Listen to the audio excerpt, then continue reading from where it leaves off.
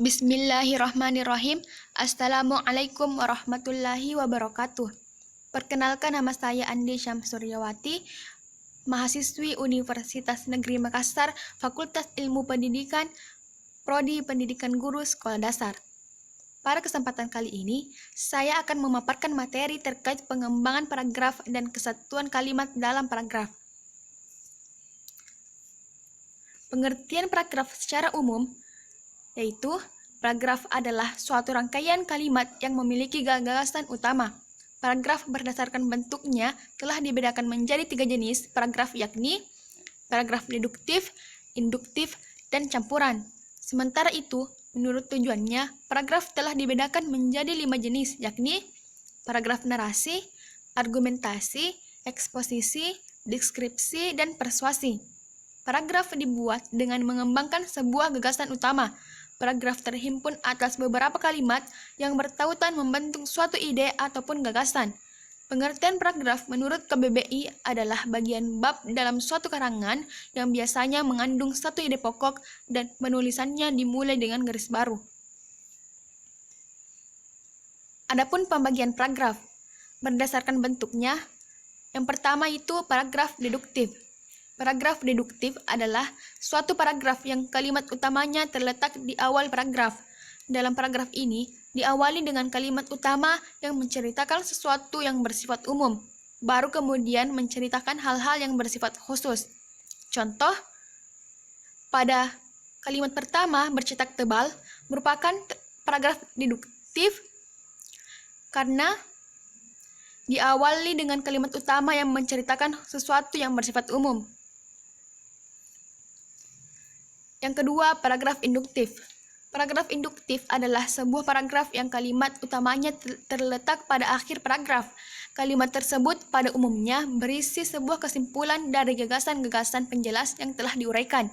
Mula-mula dikemukakan fakta-fakta ataupun uraian-uraian, kemudian fakta-fakta tersebut digeneralisasikan ke dalam sebuah kalimat. Contohnya, dapat dilihat pada kalimat terakhir, bercetak tebal, termasuk paragraf induktif, karena terdapat sebuah kesimpulan dari gagasan-gagasan penjelas yang telah diuraikan sebelumnya. Selanjutnya, paragraf campuran atau deduktif induktif. Paragraf ini adalah sebuah paragraf yang gagasan utamanya berada pada awal kalimat pertama dan kalimat terakhir.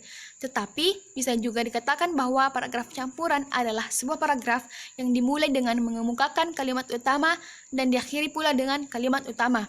Seperti pada contoh, yaitu pada kalimat pertama yang bercetak tebal dan pada kalimat terakhir yang bercetak tebal merupakan termasuk paragraf campuran. Adapun jenis-jenis paragraf menurut tujuannya. Yang pertama, paragraf narasi. Paragraf narasi adalah sebuah paragraf yang isinya menceritakan suatu kejadian tertentu yang telah disusun secara berurutan. Adanya paragraf ini berfungsi sebagai penghibur bagi yang membacanya. Ciri-ciri dari paragraf narasi diantaranya adanya tokoh, konflik, dan setting atau tempat, dan adanya alur cerita yang disampaikan secara berurutan serta terdapat sudut pandang. Yang kedua, paragraf argumentasi. Paragraf argumentasi adalah suatu paragraf yang isinya berupa pendapat atau opini yang telah disampaikan oleh penulisnya. Paragraf ini memiliki tujuan untuk memberikan pandangan terhadap satu permasalahan kepada pembaca. Adapun ciri-ciri paragraf argumentasi, yang pertama, paragraf ini berisi tentang tulisan ilmiah. Paragraf kedua, menyertakan argumentasi atau alasan-alasan yang kuat berupa data ataupun fakta supaya pembaca percaya. Yang ketiga, terdapat kesimpulan pada akhir paragraf. Kesimpulan tersebut sebagai penguat dari pendapat-pendapat yang telah dijelaskan. Yang ketiga, paragraf eksposisi. Paragraf eksposisi adalah sebuah paragraf yang berisi tentang informasi-informasi yang berupa pengetahuan atau berita. Paragraf eksposisi ini bertujuan untuk memberikan informasi yang sangat jelas kepada para pembacanya terkait topik yang telah disampaikan. Ciri-ciri dari paragraf eksposisi, yang pertama, paragraf yang memuat karya ilmiah, mempunyai tujuan sebagai pemberi informasi. Yang ketiga, tulisan yang ada dalam paragraf ini merupakan peristiwa fakta atau hasil dari sebuah penelitian. Yang keempat, menyertakan sumber berupa data seperti gambar, buku rujukan, grafik, peta, dan sumber-sumber lain yang relevan. Dan yang terakhir, tidak memengaruhi pembacanya. Adapun paragraf deskripsi adalah sebuah paragraf yang berisi tentang gambaran-gambaran suatu benda atau objek. Paragraf deskripsi ini memiliki tujuan untuk memberikan gambaran secara jelas tentang suatu benda atau objek, seakan-akan pembacanya telah merasakan seperti melihat sendiri objek tersebut.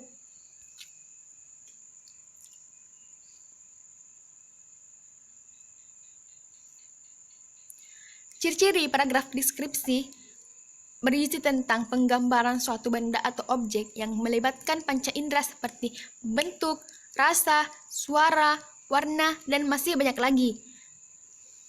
Dan menggambarkan objek yang sangat jelas, serta banyak ditemukan kata-kata sifat seperti tinggi, rendah, kecil, besar, dan lain sebagainya. Dan yang terakhir, paragraf persuasi. Paragraf persuasi adalah paragraf yang berisi tentang ajakan atau himbauan yang telah ditujukan kepada para pembacanya. Paragraf ini memiliki tujuan sebagai pengaruh bagi pembacanya supaya mempercayai atau terpengaruh dengan apa yang telah disampaikan dari penulis di suatu tulisannya. Ciri-ciri dari paragraf persuasi, yang pertama, menggunakan bahasa yang menarik untuk memengaruhi pembaca. Yang kedua, menggunakan kata-kata ajakan. Yang ketiga, memiliki fakta-fakta yang mendukung supaya pembaca terpengaruh dengan apa yang telah disampaikan. Adapun kesatuan kalimat dalam paragraf. Yang pertama, kesatuan alinea.